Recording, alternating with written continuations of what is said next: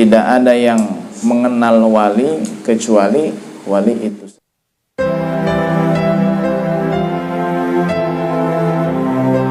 Lumrah sekali ya, orang semua tahu, yaitu sebuah ungkapan la ya'riful waliya illal wali. Tidak ada yang mengenal wali kecuali wali atau wali yang lain.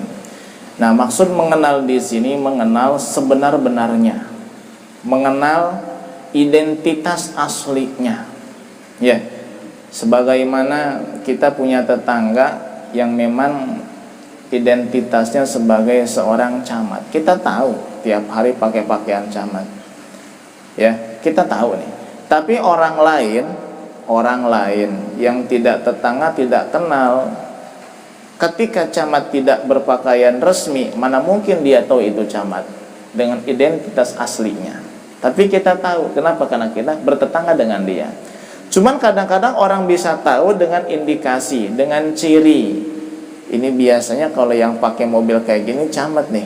Biasanya yang pulpennya kayak gitu biasanya camat tuh. Indikasinya saja, bener enggaknya wallahu alam. Nah, di sini penting juga nih. Untuk mengenal apakah dia wali atau bukan dengan identitas, dengan hakikat sebenar-benarnya, itu hanya wali saja yang tahu. Dan yang tahu itu pun wali yang sederajat dengan wali itu atau yang lebih tinggi pangkatnya. Adapun wali yang pangkatnya lebih rendah kadang nggak tahu bahwa ini adalah wali. Kenapa? Belum masuk levelnya. Ya, seperti ada seorang wali dari Indonesia, kemudian dia belajar ke Yaman, dia menghitung-hitung wali yang masuk pasar di kota Tarim. Ada seorang yang kelihatannya tampangnya kayak bukan wali, tidak dihitung sama dia. Ternyata dia orang nyamperin dan bilang, saya hitung juga masukin ke daftar kamu. Ternyata kedudukan walinya lebih tinggi daripada yang hitung. Nah, itu seperti itu. Jadi kalau selevel sederajat mereka mengenal, tahu ya hakikat ini orang adalah wali atau bukan, atau wali yang di bawah dia derajatnya, karena kan wali kan tingkatnya beda-beda ya. Itu dia tahu, tapi kalau yang di atasnya dia nggak tahu, ketutup. Baik, itu yang pertama. Yang pertama pun ini ada perincian juga. Nah, bagaimana sikap kita kepada orang? Kita husnudzon, Pak. Karena kita bukan wali, sehingga kita tidak tahu mana yang wali, mana yang bukan. Kita anggap semuanya wali. Kita anggap aja semua. Ini yang hadir di sini saya anggap wali semuanya nih. Wallahu a'lam benar, wallahu a'lam salah, nggak tahu saya. Meskipun prasangka saya salah, itu tidak berbahaya bagi saya. Ya, guru kami banyak menyampaikan seperti itu, husnudzon kepada semua orang. Meskipun prasangka baik kita itu salah, tidak berbahaya bagi kita. Bahkan kita mendapat pahala dari prasangka baik itu.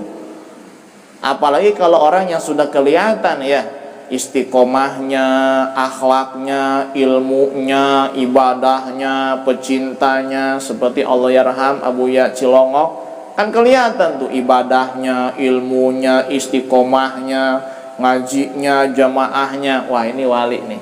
Bukan berarti kita tahu beliau wali sebenar-benarnya, tapi melihat daripada ciri-cirinya, indikasinya. Kan tadi cirinya sebutin tuh. Ya, orang yang marifat kepada Allah dan sifat-sifat Allah, istiqomah di dalam beribadah, tidak berlebihan di dalam hal yang mubah, syahwat dan kelezatan yang mubah, menghindar dari kemaksiatan, seandainya pun bermaksiat tidak sengaja, buru-buru tobat kepada Allah, dan akidahnya juga sahih. Kita tahu tuh, malah ciri-cirinya kayak gitu. Ya, itu yang pertama.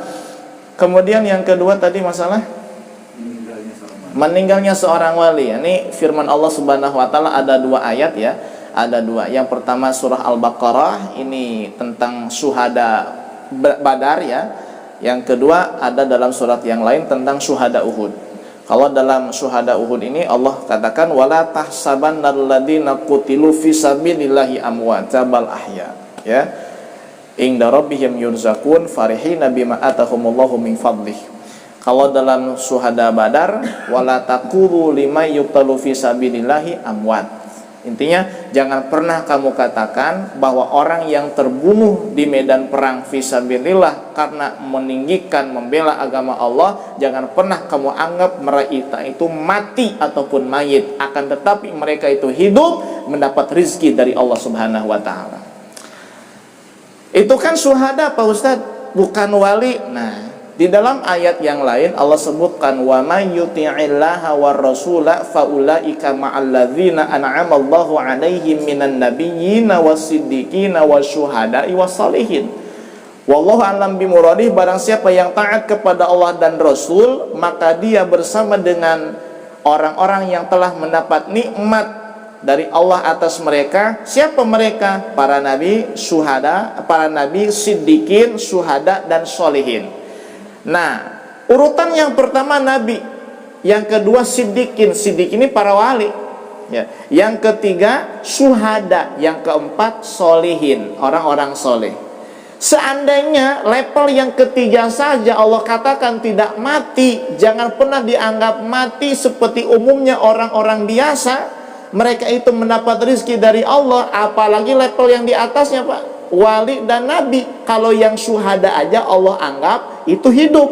Jangan pernah kita menganggap mereka mati, apalagi level yang di atasnya, siddiqin dan nabi, wali dan nabi, itu lebih hidup lagi.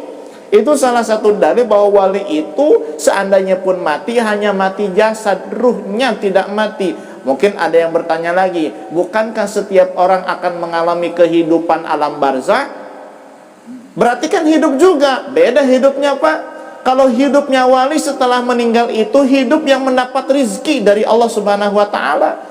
Beda dengan orang-orang kebanyakan, memang dihidupkan lagi, tapi kan ada yang disiksa, ada yang dibakar, ada yang dipentungin tiap hari. Ya hidup tapi tidak mendapat rizki. Wali itu setelah meninggal hidup dan mendapat rizki dari Allah Subhanahu wa ta'ala, maka dikatakan hidup.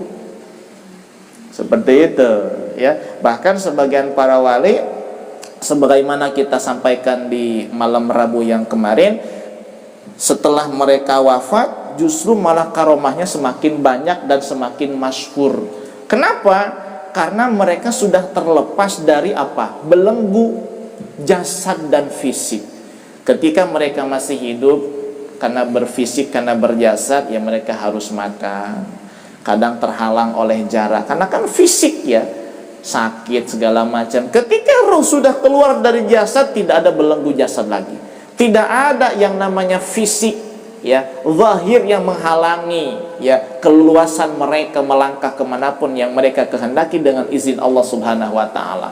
Maka sebagian wali ada yang Allah kasih izin pergi kemanapun setelah mereka wafat. Meskipun makamnya kadang di Banten, tapi kadang-kadang ruhnya ada di mana-mana, kesana kesini. Maka kadang-kadang ada sebagian wali yang ketika ziarah, oh saya emang nggak mau masuklah. Kenapa? Walinya lagi keluar. Ini yang ngomong kayak gitu ya harus wali lagi dong. Kalau orang kayak kita ngada-ngada aja, tuh dari mana sih kamu? Ya jangan-jangan setan yang ngasih tahu. Tapi kalau yang ngomongnya wali, misalnya kita ziarah sama Habib Lutfi, sama Abuya, sama ini, udah kita di sini aja lah ngopi ngobrol, ziarah sebentar aja. Kenapa? Walinya lagi keluar. Ya gitu. Seperti Imam Faqih Muqaddam suatu ketika tidak berziarah ke makam Nabi Hud alaihi salam, padahal itu musim ziarah. Ternyata Nabi Hudnya datang ke Imam Faqih Muqaddam dan berkata, "Illam tazur zurna." Kalau kamu yang enggak datang, saya yang datang sama kamu. Nabi Hudnya datang ke Imam Faqih Muqaddam.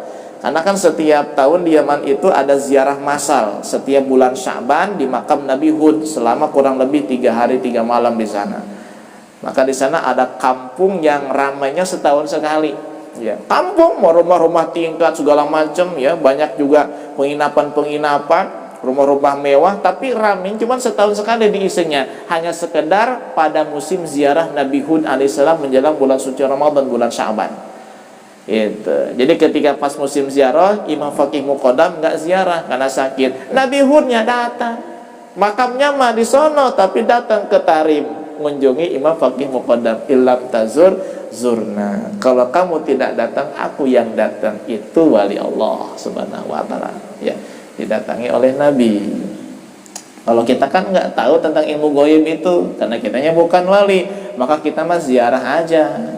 Nggak usah, saya mau ziarah nih ke Cirebon, cuman nggak tahu ya ada di tempat nggak kan gitu. Nah, nggak bisa gitu kita. Kenapa? Bukan kelasnya, bukan levelnya. Allah yarham Gus Dur ya, beliau dalam suatu kesempatan ya pergi dari Cirebon ya ke satu tempat ya, melewati Cirebon tapi nggak mampir, Di tengah perjalanan bilang sama supir, balik kemana? Cirebon. Tadi lewat diam aja, udah jauh bilang balik. Kenapa? Saya Syarif Hidayatullah manggil saya. Coba bayangin Pak, gimana tuh? Wali kan? Nah, kalau kita mah jangan sok-sokan kayak gitulah. Ya jangan, saya nggak mau masuk kenapa? Lagi ada di tempat. Wali bukan apa bukan sok-sokan. Nih orang yang ngaku-ngaku bisa kayak gitu pada bukan wali, nggak bakal jadi wali. Diharamkan dari kewalian. Iya, maka jangan sok-sokan kita nih, ya. Jangan sok-sokan. Hanya sekedar ada indikasi, mungkin ada bisikan hati karena mungkin rajin zikir. Udah jangan sok-sokan. Kenapa? Orang yang belum sampai kepada tingkatan wali kemudian sok-sokan kayak wali. Ya, entah itu dari mimpi, dari apa, maka dia sampai kapanpun tidak akan masuk ke dalam lingkaran kewalian. Meskipun ibadahnya banyak, nggak bakal jadi wali. Kenapa? Ngaku-ngaku punya pangkat seperti wali, padahal bukan wali. Sok-sokan. Nah, bahkan cenderung naudzubillah min dzalik wafat dalam keadaan suul khotimah. Yang lain